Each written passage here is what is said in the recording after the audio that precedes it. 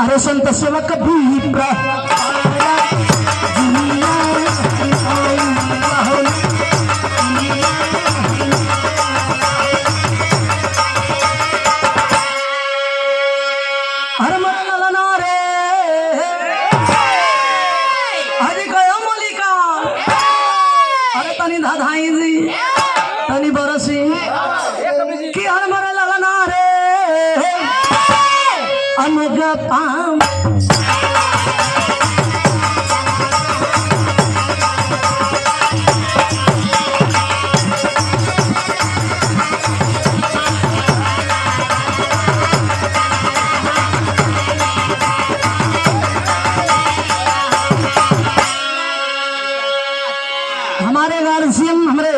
राजेंद्र भैया के द्वारा स्नेह भरा प्यार भरा आशीर्वाद सादर 200 रुपया और अरे बधैया बाजे राजेंद्र भैया द्वारे हो बधैया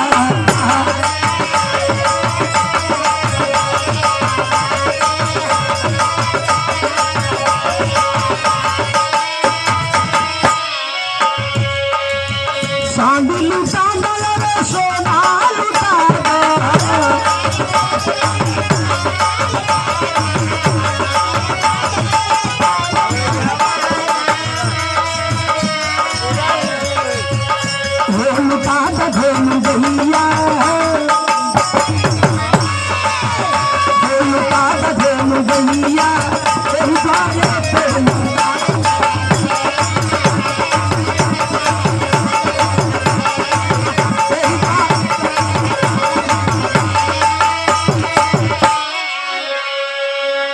लड़का धीरे धीरे पले लगल बढ़े लगल।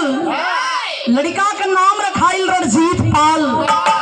धीरे धीरे हाई स्कूल इंटर जब बीए पास किया, दादा के दिल में एक जज्बात रहल, बेटा मेरा देश के प्रति शहीद हो गया, उसका दुख नहीं है, लेकिन दुख ये बात कहो कि अधूरा काम बेटा की जिंदगी रह गई, यह अधूरा काम मेरा पौत्र करेगा। वो पोता के लगन खियावे पियावे, उठौना दूध लगा देलन, रुपया पैसा लगा के बाबूजी योग्य बनाए, फौज की भर्ती में बहाली करा दिए। बेटा ट्रेनिंग बिताया, पहली पोस्टिंग मुन्ने की हुई कहाँ? बाघा बॉर्डर पे। जवान चला है, बिरहा के आखिरी गीत सलरिया में भाव लगत है।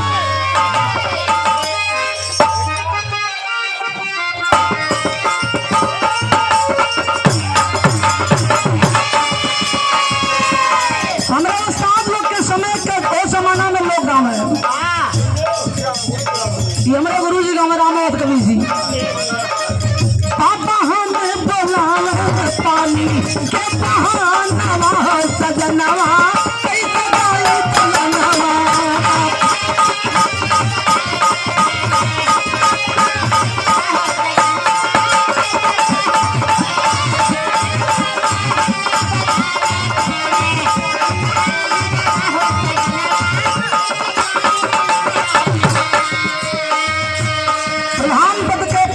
हमारे के घर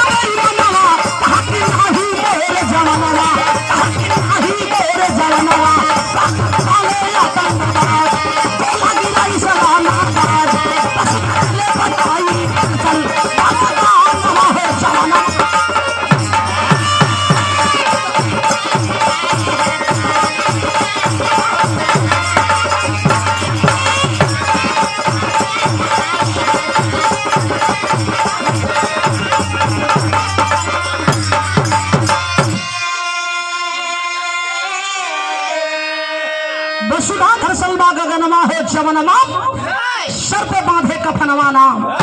बाघा बॉर्डर पे गया, सोना या पुरस्कार गिराया, पदोन्नति हुई तो कर्नल के पद पे कार्यरत हुआ। सुंदर पुरस्कार बड़ा निमन डांस के साथ भैया मर दे गईलन का वक्त। और जब सन 2014 का वक्त आया है तो कवि जी गाने का प्रमाण आलम भाव दिए हैं। देखो हमार भाभी माया गेली,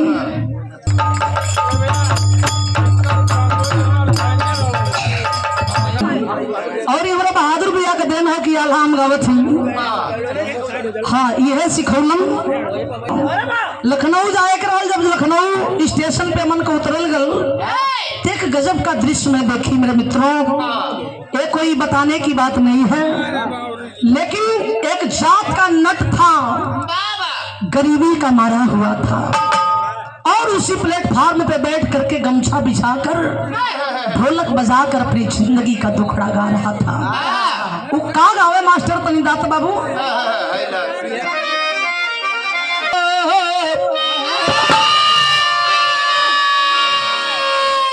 यही ढोलकिए पे झूलती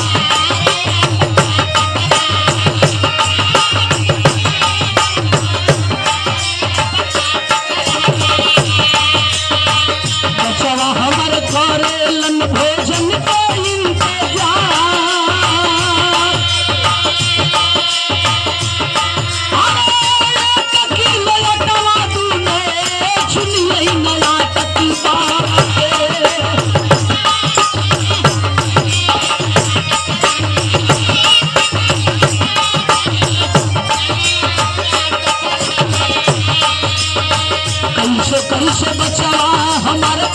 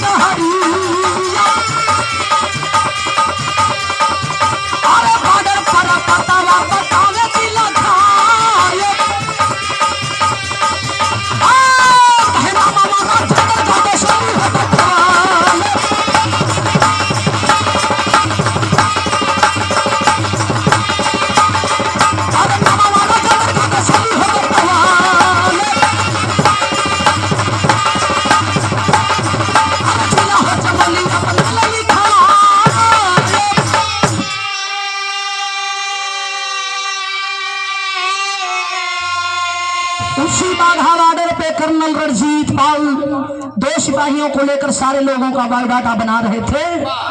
बायोडाटा बनाते बनाते पाकिस्तान के उस मुल्क पे नजर गई है। 2 व्यक्ति दिखाई दिए। सोचते विचारते कर्नल को देर हुई, तब तक दोनों व्यक्ति मुल्क क्रॉस कर गए। हिंदुस्तान के इस मिट्टी पे जब कदम रखते हैं, सिपाही पूछ पड़ा कि है बाबू आपका क्या नाम है। जो आगे आगे चलता आ रहा था उस व्यक्ति ने बताया कि श्रीमान मेरा नाम जानना चाहते हैं। मेरा नाम है दिनेश विश्वकर्मा, मैं बहरियाबाद जिला गाजीपुर का रहने वाला हूँ। सन 62 का एक मछुआरा रहा, उसी के कंधे पर हाथ रखकर एक बुजुर्ग आदमी आ रहा था, जिसका बड़ा बड़ा बाल, पकी दाढ़ी, पके मूंछ, दोनों आंखें नहीं थी। उस व्यक्ति से पूछा गया कि बाबा आप कहाँ के रहने वाले हैं, आपका नाम क्या है। उस अंधा व्यक्ति ने बताया कि है बाबू मेरा नाम जानना चाहते हैं, मेरा नाम है राजेंद्र पाल, मैं जिला चमोली गांव दसोली का रहने वाला सन 62 का एक फौजी जवान रहा। इतनी बात जब कर्नल सुने उछल गए कुर्सी से नीचे। क्या बोले बाबा, जिला चमोली गांव दसोली के रहने वाले अगर वाकई आप हैं? तो नहीं था बाबा। हाँ बाबू, मेरे पिता का नाम राघव पाल ही था। खला बस बाबा एक सवाल का सही जवाब दे दीजिए, आपके धर्म पत्नी का नाम कहीं चंदा पाल तो नहीं था? सारी बातें हकीकत हो गई, लेकिन कर्नल के दिमाग ठनक गया। सोचने लगा कि अब बुजुर्ग आदमी कहीं मुझे बरगला तो नहीं रहा। कलाई पकड़कर रेजिमेंट में गया। बीते इतने दिनों का बायोडाटा निकाल कर मिला।